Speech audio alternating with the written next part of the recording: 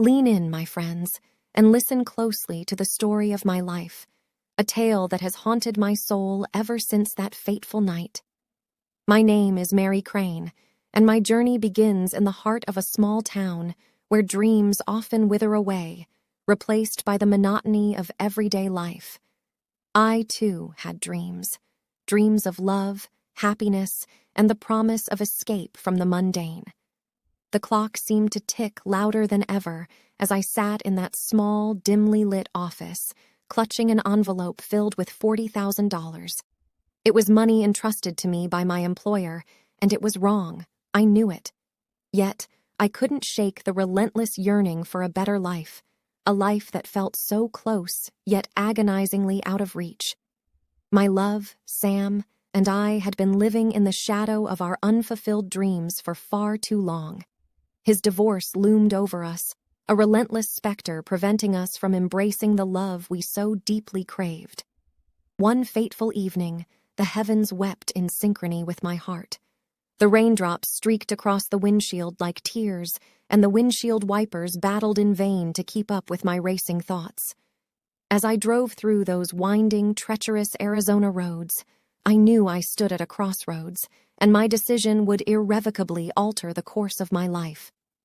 The relentless rain carried me to the Bates Motel, a place that now sends shivers down my spine with every recollection. The neon sign flickered eerily in the storm's embrace, and the motel itself appeared to be abandoned by time and travelers alike.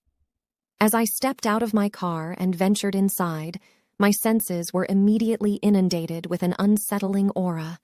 Norman Bates, the tall, lanky man who greeted me at the front desk, smiled with an awkwardness that seemed to permeate the entire establishment. He handed me the key to room number 1, and as I navigated the dimly lit corridors, I couldn't help but feel that something was dreadfully amiss. The motel's ambiance was oppressive, and the looming house atop the hill, with its dark silhouette against the stormy night, only deepened my unease. That night, after a quick, unappetizing dinner at the motel's diner, I retreated to my room, determined to wash away my worries with a hot shower. As the warm water enveloped me, I closed my eyes and allowed my thoughts to drift toward Sam. I imagined our future together, filled with love and freedom from the burdens that had held us captive for so long. Yet, in that moment of vulnerability, my world unraveled. The shower curtain was violently ripped open, and a shadowy figure loomed over me, a malevolent gleam in their eyes. Panic surged through my veins as I screamed, but my cries were futile. The blade descended, and the world dissolved into darkness. When I awoke, I found myself in a state of utter shock, my memory fragmented like shards of broken glass. The room was filled with people, and my panicked cries echoed off the walls. The police had arrived, their stern faces reflecting a sense of urgency and concern that I couldn't comprehend. It was during this investigation that the chilling truth began to emerge, piece by piece, like a macabre puzzle. Norman Bates, the unassuming motel owner, was far from ordinary. He suffered from a severe split personality disorder, a fractured psyche that had given birth to Mother.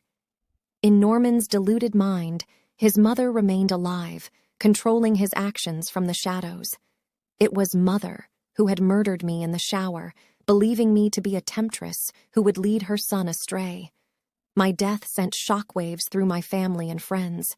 Their grief was immeasurable, their pain unbearable. They mourned the loss of a daughter, a sister, a friend, and a lover, taken too soon by a tragedy that defied all reason. The Bates Motel became a place of infamy, and the horrors that had unfolded within its walls became the stuff of legend. As I share this harrowing tale with you now, I implore you to heed the cautionary lesson it holds. My desperation and my yearning for a better life drove me down a dark and treacherous path from which there was no return. My dreams of a future with Sam were cruelly shattered, and my life met a haunting and untimely end in the infamous shower of the Bates Motel.